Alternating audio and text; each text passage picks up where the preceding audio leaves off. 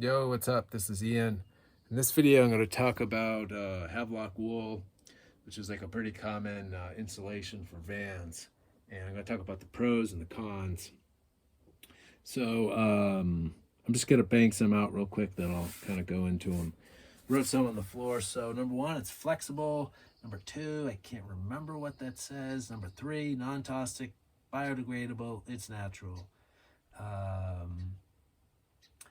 So the pros, let's go back into that. So it's pretty easy to cut up pieces here, little pieces, and stuff them into little cracks and crevices and stuff like that. Here, small pieces. Now, cutting it is not super easy unless you have a sharp pair of scissors. I saw some way they did it with like some on one of the videos on their site, but didn't do that. I just used scissors, and those scissors actually stink. Those are cheap Harbor Freight scissors, and they don't cut that well. You need a sharp pair of scissors. I have another pair of scissors that are sharper. It works better. There's some lines on it you can follow here, so that's pretty good. So it's pretty easy to cut up and shape and put in places and stuff like that. It is natural and it's non-toxic and it's biodegradable, so that feels good. I mean, like wool, I got this wool sweater that's really great. I wear it pretty much almost every day come snowboard season. Works really well. I've had it forever, and yeah, it's good. It's warm, keeps me warm. And so we'll see this winter. This will be the first winter I actually stay in it, so I'm pretty excited about that, and we'll see how well it works. But a lot of it's not just the wool, it's kind of how you do the wool, and you kind of want to make things tight. Like right there is a little loose. I can probably put a little more in there. So those are the pros. Now some of the cons. Number one, it's gonna fall down. Like none of this stuff is like staying there just because. It's all stapled. They stapled the inside of the wood. So if you don't have wood to staple to, it's tricky. I've seen people use string, and I heard something. I was told something about some kind of pins. But what I did is I used, when I didn't have like a long piece of wood to staple in like this or this, sometimes I just took I'd cut up a little piece, like a 1x1 piece or something, and then glue it with Sikaflex 227 to the metal. And that usually is a pretty strong bond as long as it's clean. And then I'd staple the wool to the wood, just like right there. I did that in a lot of different places. And it seems to work pretty good. You can see some of the gray Sikaflex there. Seems to work pretty good, but it's a little bit tedious and time consuming. I've seen some videos where some people will show like they'll open up the van after they build it, after like a bunch of time has passed, and then some of the wool has sunken down kind of. So the car's moving, it's gonna compress, and that could happen. So I didn't want that to happen. So that's a potential con or a con. Next one, smell. When you open these boxes, so that's a box right there. I got two boxes to cover this van, which is roughly, I don't know, 7 by 12 feet, the cargo area. And those boxes are $200 a piece. And when you open those boxes at first, they kind of smell. And on their site, Havelock Wool says you may experience a pleasant barnyard smell when you open it, but to me, it didn't smell so pleasant. It smells kind of like sheep doo-doo, and yeah, so that's kind of a con, but it does go away after a while. It can take some time. Like now, I don't really. It has a very, very slight smell, but it doesn't bother me.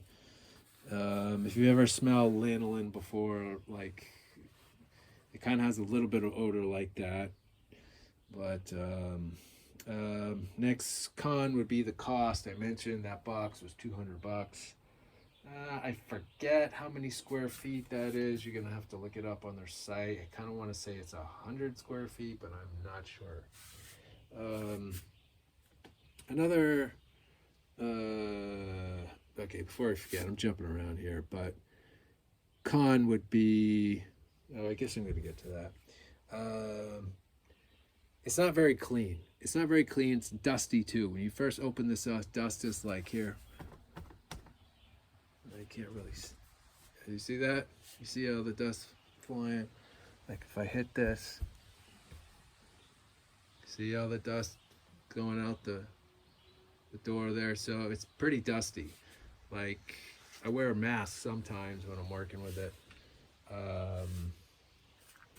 So that's a con. It's not very clean. Like if you look, like this came with it. There's little particles of stuff, and it could be like sheep manure. I found a dead bug in it before. Looks something like a grasshopper. So it's not very clean. Like all these particles, they come with it. So don't expect like wool, like when you open it up, it to be wool like the sweater or the clothes, your gloves, or whatever it is you wear, because it's not that refined. It's kind of crude. It's not that easy to separate. So with those doors right there, there's two of them that are identical, and this is my first experience with the wool.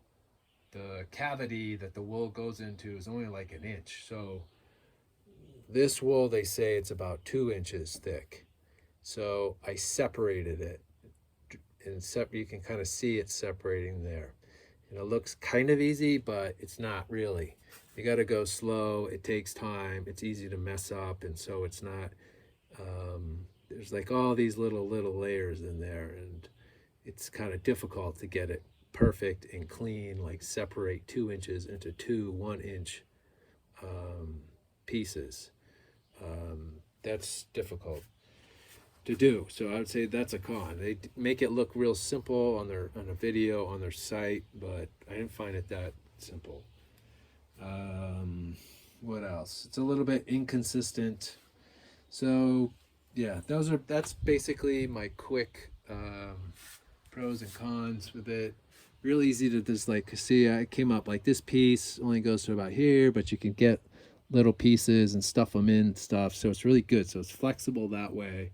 It's easy to break into little pieces and stuff in cracks, and it's natural. And wool's warm. I haven't tested it out in the winter, but I'm going to find out this winter. And I just try to pay attention to making everything tight and stuffing wool wherever I can. I use cork as well. This is 1/4 inch cork underlayment cut, and this is another tedious project to make a thermal break over the metal. And there's cork in the floor. There's 2 layers of that, so a 1/2 inch of cork in the floor. So that's my experience. I'm going to find out more. Right now I'm working on the ceiling, and I'm trying to finish that. So everything takes so much more time than you think. But yeah, that's pretty much all I got to say. This is Ian saying so long.